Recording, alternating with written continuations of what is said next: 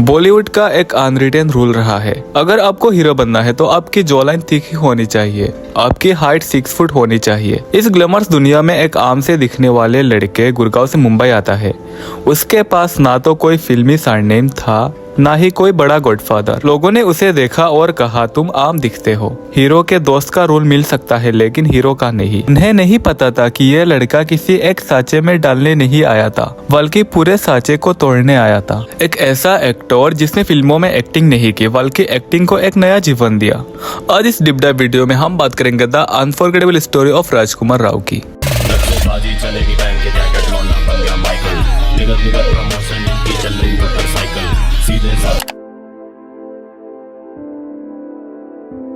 Thirty 31 अगस्त 1984 को हरियाणा के गुड़गांव में एक मिडिल क्लास परिवार में जन्मे राजकुमार राव यादव का बचपन बाकी बच्चों जैसा ही था। उन्हें शुरुआत में मार्शल आर्ट्स का बहुत शौक था और उन्होंने ताइक्वांडो में नेशनल लेवल तक सफर तय किया था। लेकिन उनकी जिंदगी तब बदली जब उन्होंने क्लास 10 में एक स्कूल प्ले में भाग लिया। वो जो स्टेज की लाइट्स थी और जो लोगों की तालियां थी, उसने राजकुमार राव के अंदर एक आग जला दी। उन्हें समझ आ गया था कि वो इसी काम के लिए बने हैं। दिल्ली यूनिवर्सिटी से पढ़ाई करते वक्त जहाँ बाकी लड़के घूमने फिरने में वक्त बिताते थे, राजकुमार रोज गुड़गांव से दिल्ली साइकिल और बस से ट्रेवल करते थे, सिर्फ थिएटर करने के लिए। खान के बहुत बड़े फैन थे और उन्हें पता था कि अगर दिल्ली का एक लड़का सुपरस्टार बन सकता है तो वो क्यों नहीं।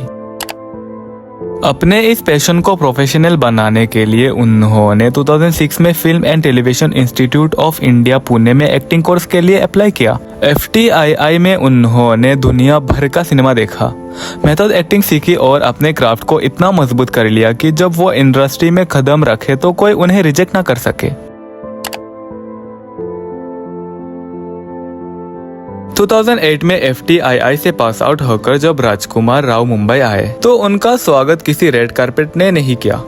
अगले 2 साल तक उन्होंने मुंबई की थपड़ियों पर चाय पी, पार्ले जी खाकर दिन गुजारे और हजारों ऑडिशंस दिए। कास्टिंग डायरेक्टर्स उन्हें देखते ही कह देते हैं, लुक बहुत ऑर्डिनरी है, हमारे हीरो जैसा नहीं है।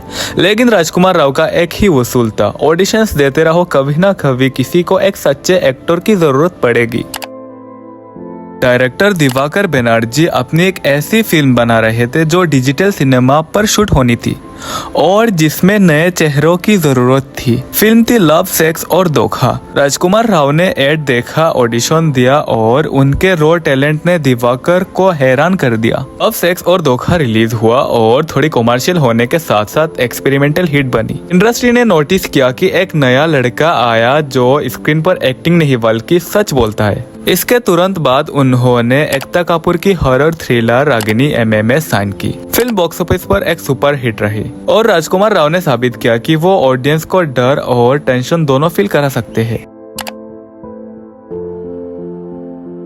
2013 राजकुमार राव के करियर का सबसे बड़ा टर्निंग पॉइंट लेकर आया। अभिषेक कपूर की फिल्म काई पाव चे में उन्होंने गोविंद का किरदार निभाया। शांत सिंह राजपूत और अमित साध के साथ उनकी ऑन स्क्रीन दोस्ती और उनकी नेचुरल एक्टिंग ने लोगों का दिल जीत लिया।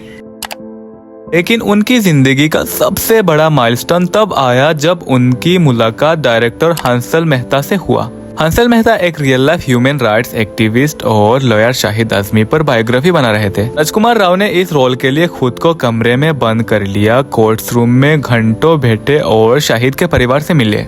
जब शाहिद रिलीज हुआ तो क्रिटिक्स दंग रह गए।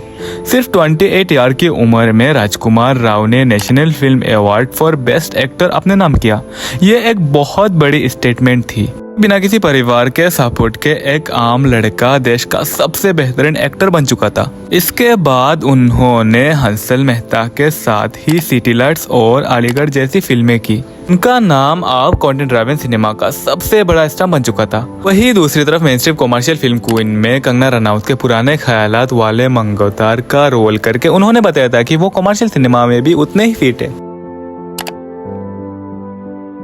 2017 को अगर बॉलीवुड के इतिहास में द ईयर ऑफ राजकुमार राव कहा जाए तो गलत नहीं होगा। इस एक साल में उन्होंने ऐसी वर्सेटाइल फिल्में दी जो बड़े बड़े सुपरस्टार्स पूरे करियर में भी ना दे। पहले आए बरेली की बर्फी।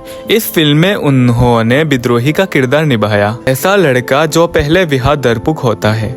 आयुष्मान खुराना और कृति सेनन के होते हुए भी राजकुमार ने पूरे फिल्म अपनी तरफ खींच ली। उनका वो बाइक पर बैठकर साड़ी पहन के नाचने वाला एटीट्यूड आज भी एक कल्ट मीम माना जाता है।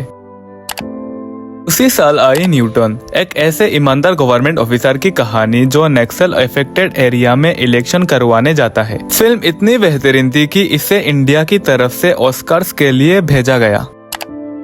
अब तक राजकुमार राव को लोग सिर्फ सीरियस या कंटेंट फिल्मों का हीरो मानते थे, लेकिन 2018 में आई अमर कौशिक की हॉरर कॉमेडी स्त्री फिल्म ने 130 करोड़ से ज्यादा का बिजनेस किया और राजकुमार राव ऑफिशियली बॉलीवुड के बॉक्स ऑफिस स्टार बन गए। लेकिन स्टारडम के साथ साथ एक सबसे बड़ा खतरा आता है ओवर एक्सपोजर और गलत स्क्रिप्ट का सिलेक्शन। स्त्री की मेगा सक्सेस के बाद राजकुमार ने बहुत सारी ऐसी फिल्में साइन कर ली जो शायद उनके स्टैंडर्ड की नहीं थी। 2019 से 2022 के बीच उनकी बैक टू बैक फिल्में आई और गई जिन्हें ऑडियंस ने बुरी तरह रिजेक्ट किया। मेड इन चाइना, रूही, हम दो हमारे दो, जजमेंटल है क्या और हिट द फर्स्ट केस, ये सारी फिल्में बॉक्स ऑफिस पर नाकाम रही। क्रिटिक्स ने कहना शुरू किया कि राजकुमार अब हर फिल्म में एक जैसा लग रहे हैं।